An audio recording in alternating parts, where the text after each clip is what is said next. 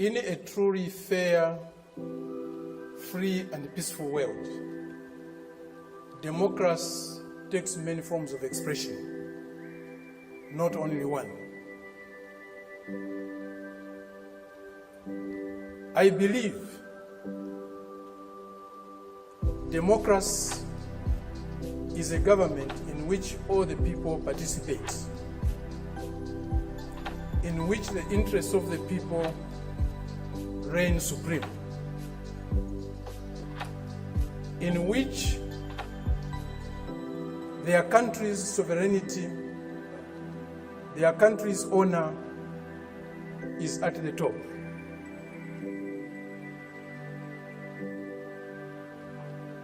It seems that this month is a month of democracy discourse in the world.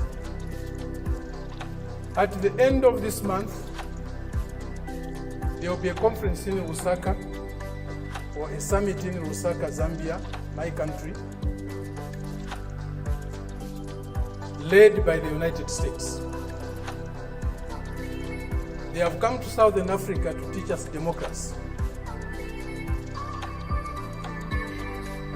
A country that was opposed to our liberation, a country that supported colonial regimes, the apartheid regime in South Africa, the white racist minority regime in Zimbabwe, now Rhodesia, now Zimbabwe,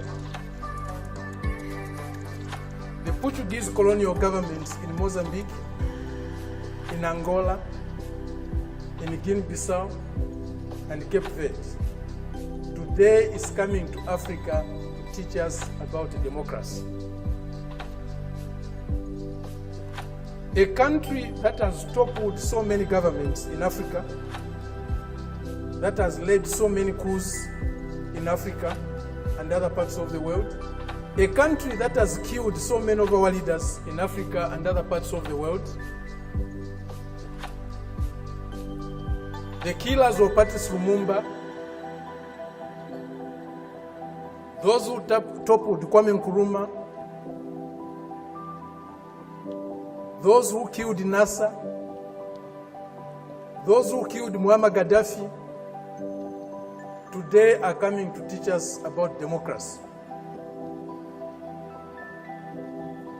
A country that has been built on brutal force, on enslavement of other human beings, on the humiliation of Africans, the exploitation of Africans, the plunder of Africa, today is coming to teach us about democracy.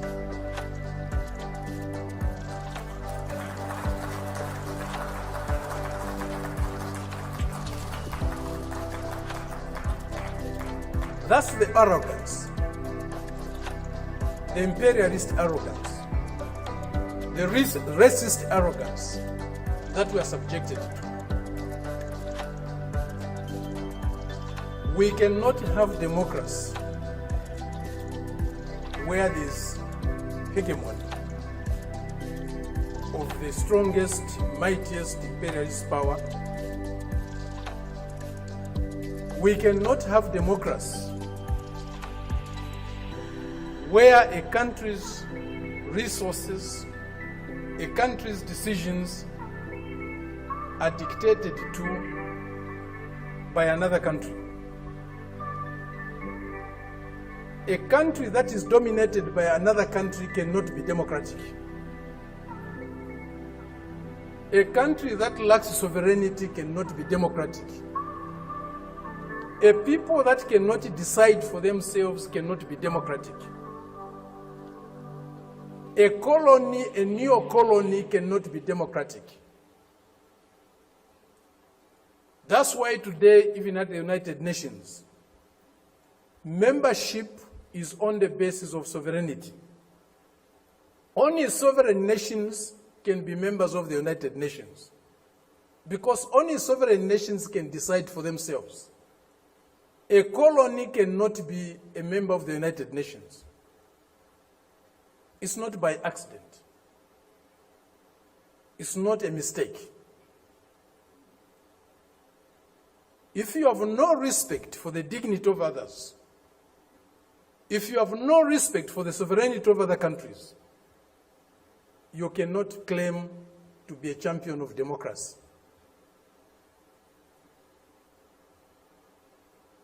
They used to say, all roads lead to Rome. Today, we can confidently say, all roads to progress, all roads to what is better for humanity lead to Beijing.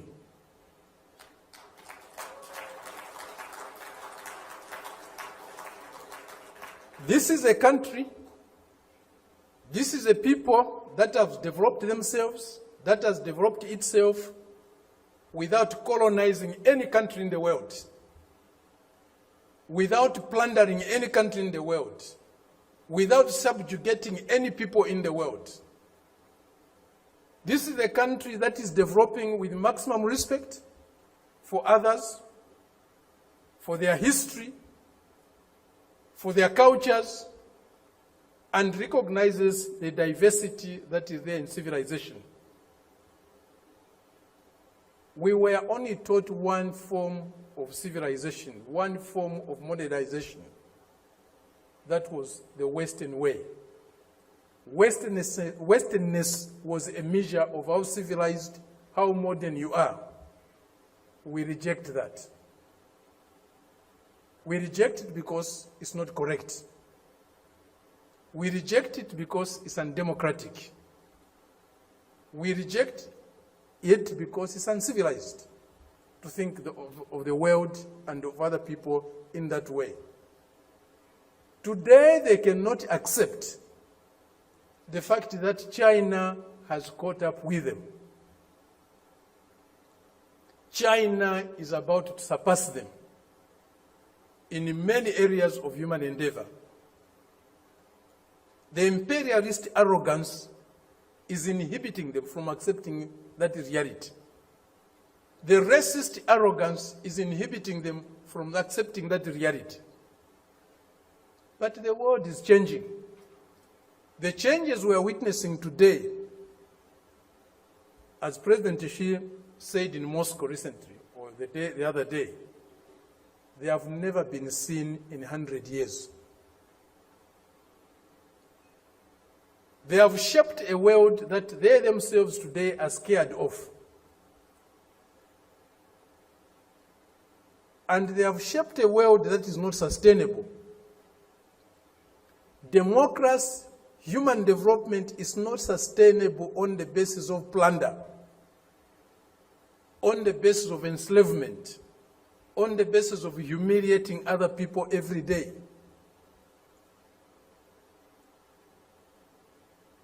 That is a system we are seeing today, a system that will not survive if plunder is eliminated, if subjugation of other peoples, other nations is eliminated, if inequality in the world is eliminated. That system will disappear. The only system that you can survive and can endure for long is a system that is based on mutual benefit, win-win relationships, mutual respect for others, accommodation and tolerance of others, and fraternal love for all humanity. This is what we find in China today. This is what China's example is showing us. Indeed, all paths are different. There's no path that is the same, even if they are leading to the same destination. Each path has got its own characteristics. We are seeing that, we are learning that, we are experiencing that today with China.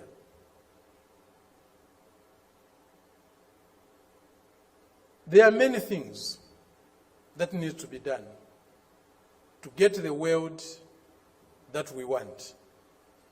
A more just, a more fair, a more peaceful world is possible, but it won't drop from the skies. we have to struggle for it. And as Fidel said, if we struggle, we'll win. If you enjoy the